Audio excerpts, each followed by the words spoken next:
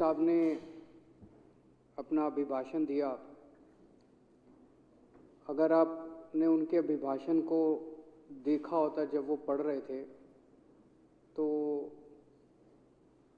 उनका भी थोड़ा सा सीना चौड़ा हो रहा था जब वो कह रहे थे मेरी सरकार बहुत पारदर्शी है, मेरी सरकार बहुत अच्छी है, आज़ादी के बाद से आज तक सबसे अच्छा काम मेरी सरकार ने किया, मेरी सरकार ने सारे क्षेत्रों में बहुत अद्भुत विकास किया। फिर उन्होंने एक एक क्षेत्र गिनाया कि शिक्षा में कितना अच्छा विकास हुआ, स्वास्थ्य में कितना अच्छा विकास हुआ। मैं उन्हें बस ये कहना चाहता हूं कि हम आपको और मौके देंगे सीना चौड़ा करने के। अगर आप हमारे कामों में टांग ना अड़ाएं तो हम ये रोज रोज की खिचखिच नहीं चाहते, हम काम करना चाहते हैं। अब हमारे टीचर्स को दिल्ली के शिक्षा के क्षेत्र में इतना जो अद्भुत काम हुआ, मैंने, मनीष सिसोदिया जी ने, हमारे एमएलएज ने, हमारे मंत्रियों ने तो एक तरह से फैसिलिटेटर का काम किया। असली काम तो हमारे टीचर्स और प्रिंसिपल्स ने किया। उन्होंने कड़ी मेहनत की बच्चों के साथ। उनके अंदर जो जज्बा आया, वो उनको जो हमने ट्रेनिंग के लिए विदेशों में भेजा, हमारे टीचर सिंगापुर गए, फिनलैंड गए, कनाडा गए, जगह जगह गए, वो जब वापस लौट के आए, उनको जो एक्सपोजर हुआ वहाँ का, वो बड़ा शानदार था। तो अभी तक मेरे ख्याल से 1100-1200 प्रिंसिपल्स जो हैं वो अब्रॉड जा चुके हैं। अब दिसंबर में और मार्च में कुछ और प्रिंसिपल्स को जाना था, उसको एलजी साहब ने रोक दिया। एलजी साहब ने उन टीचर्स को विदेश नहीं जाने दिया। इससे किसका फायदा हुआ? किसी का फायदा नहीं हुआ, बच्चों को भी फायदा नहीं हुआ, शिक्षा का भी फायदा नहीं हुआ। सो मैं एलजी साहब को कहना चाहता हूं कि आपकी इन सारी अड़चनों के बावजूद हमने इतना अच्छा काम किया है। हमने एक दिल्ली डायलॉग कमीशन, डीडीसी पूरा नाम क्या है, Delhi dialogue and development commission बनाया। अभी दिल्ली में मोटे मोटे तौर पे बड़े जितने भी हमने काम किए हैं वो सारी पॉलिसीज़ पे रिसर्च और फाइनल पॉलिसी ड्राफ्ट वहाँ डीडीसीडी में बनता है। इलेक्ट्रिक व्हीकल पॉलिसी बनी और फेसलेस सर्विसेज की पॉलिसी बनी, डोर स्टेप डिलीवरी की पॉलिसी बनी, बहुत सारी पॉलिसीज़ बनी वहाँ पे। एक दिन एलजी साहब ने एसडीएम भेज के डीडीसीडी के वाइस चेयरमैन जास्मिन के दफ्तर को सील करा दिया, ताला लगा दिया।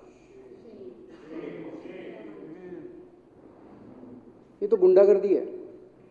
इस तरह के काम कौन करता है? कोई संवैधानिक पद पे बैठा हुआ आदमी इस तरह के काम करे तो शोभा नहीं देता। इससे किसका फायदा हुआ? 6 महीने से दफ्तर बंद पड़ा है, जास्मिन काम नहीं कर पा रहा। किसका फायदा हुआ? किसी का फायदा नहीं हुआ। दिल्ली में 17,000 लोग रोज योग किया करते थे, योगा करते थे। हम उनको फ्री में योगा कराया करते थे। एक दिन आदेश पारित करके सबकी योगा क्लासेस बंद करा दी। इससे किसका फायदा हुआ? वो 17,000 लोग तो बद्दुआएं दे रहे हैं ना। वो हो सकता है एलजी को नहीं जानते, वो इनको बद्दुआएं दे रहे हैं। वो सोचते हैं बीजेपी वालों ने करा दी। किसका फायदा हुआ? ये सब मतलब इस तरह की रोज रोज हर चीज में टांग अड़ाना, हर चीज में टांग अड़ाना। अब लगे हुए हैं एलजी साहब, रोज ऊपर नीचे फाइलें हो रही है। बिजली की सब्सिडी दिल्ली की बंद करके रहूंगा मैं। हम भी लड़ रहे हैं कि हम भी बंद नहीं होने देंगे, लेकिन पूरा शिद्दत के साथ लगे हुए हैं कि बिजली की सब्सिडी मैं बंद करके रखूंगा। क्या फायदा हो जाएगा एलजी को? एलजी को तो इतने बड़े महल में रहते हैं, पता नहीं कितने हजार यूनिट बिजली फ्री मिलती है। एक लोगों को 200 यूनिट बिजली फ्री मिल जाए तो तकलीफ होने लग जाती है। मेयर के चुनाव नहीं होने दिए। अल्टीमेटली सुप्रीम कोर्ट से उनको जब आदेश आए तो मेयर के चुनाव हुए, हम लोग जीते। जब हम लोग जीते तो सबको पता चला कि कितनी गलत काम कर रहे थे ये बीजेपी वाले एलजी साहब। दिल्ली का बजट रोक लिया। बताओ क्या फायदा हुआ दिल्ली का बजट रोक के? एक जरा सी एक फिगर इधर से उधर नहीं करी। Same budget, exactly same budget प्रस्तुत हुआ विधानसभा के अंदर। अहंकार है बस। अहंकार के अंदर बजट रोक लिया दिल्ली का 2 दिन। एक काम बता दो पिछले 8 साल के अंदर जो दिल्ली के एलजी ने अच्छा काम करके बताया। कोई अच्छा काम बता दो मेरे को, एक काम, एक काम बता दो, आधा काम बता दो जो दिल्ली के एलजी ने अच्छा कराओ। तो चारों तरफ माहौल यह है कि दिल्ली का एलजी तो बेसिकली काम रोकने के लिए, दिल्ली को रोकने के लिए बनाया जाता है। मैं एलजी साहब को कहना चाहता हूं, सर आप गुजरात से आए हो, हमारे मेहमान हो, बाहर से आए हो, आपको दिल्ली का कुछ नहीं पता। मैं नहीं समझता कि उनको दिल्ली की 70 विधानसभाओं के नाम भी पता होंगे। मैं नहीं समझता कि उनको दिल्ली के कुछ सड़कों के नाम भी पता होंगे। तो आप बाहर से आए हो, गुजरात से आए हो, आपको दिल्ली का कुछ पता नहीं है। अफसर इधर की उधर पढ़ा देते हैं, इधर की उधर पढ़ा देते हैं। ये इनकी भी नहीं सुनते, ये भी बताते हैं जब मेरे को मिलते हैं, इनकी भी नहीं सुनते एलजी साहब। उनसे मैं कहना चाहता हूं कि थोड़ा सा मिलजुल के काम करो। हम भी मिल के काम करना चाहते हैं, हम लड़ाई झगड़ा नहीं चाहते, हम मिल के काम करना चाहते हैं। आने वाली पीढ़ियां क्या कहेंगी कि ये आपस में लड़ रहे थे।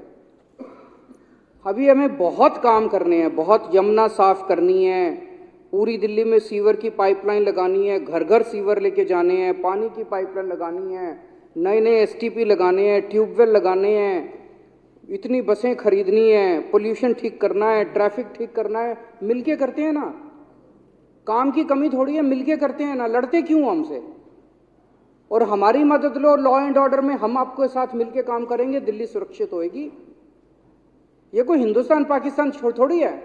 डीडीए में हमारे साथ मिलके काम करो, मिलके काम करेंगे, दिल्ली में अच्छा वो होएगा।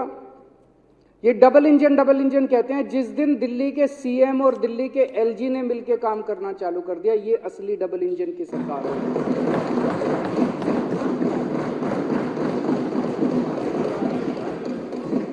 हैं जी। और आजकल एक नया ट्रेंड चालू है, जब से मनीष सिसोदिया जी को इन्होंने गिरफ्तार किया है, तब से अब ये एक एक एमएलए को पकड़ पकड़ के धमकाया जा रहा है। मेरे पास एक एमएलए आया,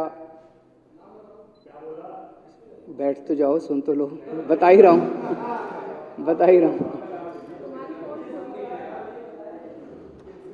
चोर की दाढ़ी में तिनका। बोला जी लोकल थानेदार आया था, वो कहता है जी एसीबी वाले आपकी इंक्वायरी करा रहे हैं, अगला नंबर आपका है। एक और एमएलए आया, बोला जी मेरे पास एक वॉलंटियर आया, बड़ा डरा हुआ, बोला सर आपसे अकेले में बात करनी है। मैंने कहा चल बता।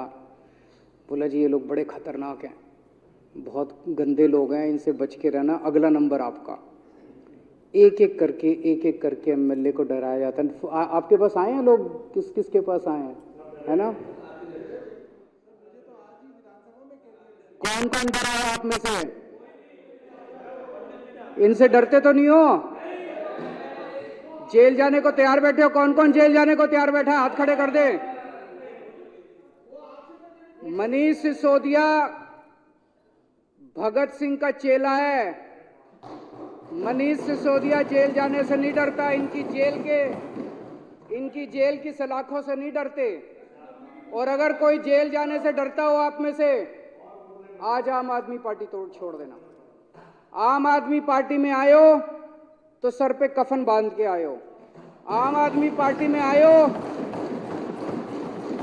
अपने अपने घर में बोल देना जेल जाने को तैयार रहो, ये जेल में डालेंगे सबको। यही कर सकते हैं यही कर सकते हैं ये। अभी बता रहा हूं तुम्हारे अच्छे काम क्या है। 2 मिनट रुक जाओ।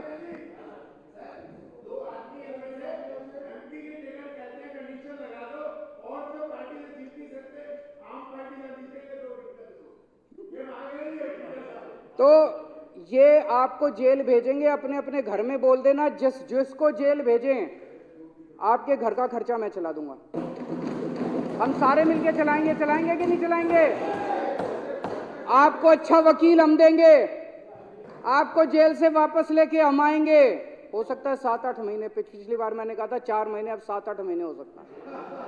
7-8 महीने रहना पड़े जेल में, इससे फालतू ये कुछ नहीं कर सकते।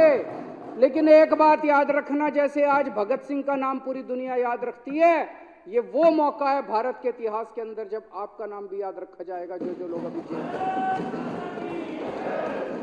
मेरे को एक ऑटो रिक्शा वाला मिला, ऑटो रिक्शा वाला मेरे को कहता है जी आजकल व्हाट्सएप भेजने में डर लगता है। मैं कहा क्यों? कहता कभी गिरफ्तार ना कर ले। पूरे देश में क्या डरा के रखा हो यार तुम लोगों ने, क्या हाल बना दिया देश का तुम लोगों ने। इसी के लिए आजादी की लड़ाई लड़ी थी। और अभी राहुल गांधी की सदस्यता तुम लोगों ने समाप्त कर दी। राहुल गांधी की सदस्यता समाप्त कर दी इन लोगों ने। डरते हो यार तुम लोग तो, बहुत डरपोक निकले। भारत के इतिहास में सबसे भ्रष्ट प्रधानमंत्री अगर कोई हुआ है, सबसे भ्रष्ट प्रधानमंत्री अगर कोई हुआ है, भारत के इतिहास में सबसे भ्रष्ट, भारत के इतिहास में सबसे कम पढ़ा लिखा प्रधानमंत्री अगर हुआ है, मैं नहीं समझता आजाद भारत में कोई 12वीं पास प्रधानमंत्री हुआ है। उनसे सरकार चलती नहीं है। अहंकार उनका 7वें आसमान के ऊपर है। सवेरे से शाम तक इसको जेल भेजो, इसकी सदस्यता रद्द करो, इसको जेल भेजो, बस सवेरे से शाम तक यही चलता रहता है। बैठिए प्लीज, बैठिए। मैं आज महाजन जी, बीजेपी के सारे लोगों को मैं अपील करना चाहता हूं, नरेंद्र मोदी जी के नेतृत्व के अंदर आज पूरे देश को तबाह करने की कोशिश की जा रही है। जो लोग देश को तबाह करना चाहते हैं बीजेपी में रहो, और जो लोग देश को बचाना चाहते हैं आज बीजेपी छोड़ दो। अध्यक्ष महोदय, मैं इस प्रस्ताव का समर्थन करता हूं। बैठिए बैठिए प्लीज।